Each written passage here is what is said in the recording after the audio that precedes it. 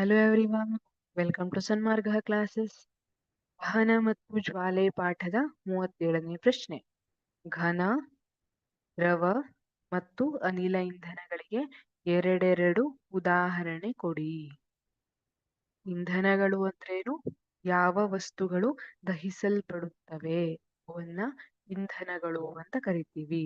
ಹಾಗಿದ್ರೆ ಘನ, ದ್ರವ ಮತ್ತು ಅನಿಲ ಇಂಧನಗಳಿಗೆ ಎರಡೆರಡು ಉದಾಹರಣೆಗಳನ್ನ ನೋಡೋದಾದ್ರೆ, ಘನ ಇಂಧನ ಕಲ್ತಿದ್ದೀರಿ. ಕಲ್ಲಿದ್ದಲು ಮತ್ತು ಪೆಟ್ರೋಲಿಯಂ ಪಾಠದಲ್ಲಿ ಕಲ್ಲಿದ್ದಲು ಅನ್ನುವಂಥದ್ದು ಘನ ಇಂಧನವಾಗಿರುತ್ತೆ. ಅದೇ ತರ ಇದ್ದಿಲು, ಮನೆಗಳಲ್ಲೆಲ್ಲ ಉಪಯೋಗಿಸ್ತಾರೆ ಇದ್ದಿಲನ್ನು.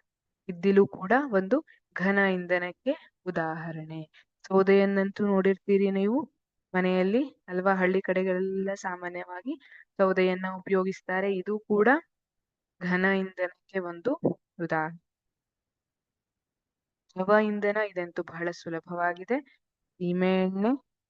ಸೀಮೆಎಣ್ಣೆಯನ್ನ ದೀಪಗಳಲ್ಲಿ, ಹಳೆ ಕಾಲದಲ್ಲಿ ದೀಪಗಳನ್ನೆಲ್ಲ ಉರಿಸ್ಲಿಕ್ಕೆ, ಅವಾಗೆಲ್ಲ ಅಷ್ಟಾಗಿ ವಿದ್ಯುತ್ ಇರ್ತಿರ್ಲಿಲ್ಲ, ಅವಾಗೆಲ್ಲ ಉರಿಸ್ಲಿಕ್ಕೆ ಸೀಮೆ ಎಣ್ಣೆಯನ್ನ ಬಳಸ್ತಿದ್ರು.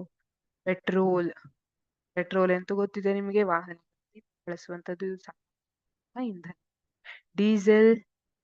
ಡೀಸೆಲ್ ಕೂಡ ವಾಹನಗಳಲ್ಲಿ ಭಾರವಾದ ಬಳಸುವಂತಹ ದ್ರವ ಇಂಧನ.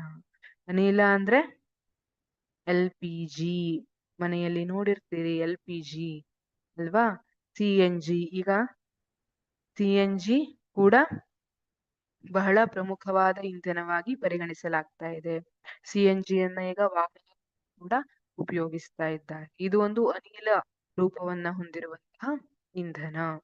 ನೋಡಿ, ಕಲ್ಲಿದ್ದಲು, ಸೌದೆ, ಸೀಮೆ ಎಣ್ಣೆ, ಅದೇ ತರ ಪೆಟ್ರೋಲ್, ಡೀಸೆಲ್, LPG, CNG ಇದೆಲ್ಲ ಬೇರೆ ಬೇರೆ ಘನ, ದ್ರವ, ಅನಿಲ ರೂಪದ ಇಂಧನಗಳಿಗೆ ಉದಾಹರಣೆಗಳಾಗಿವೆ.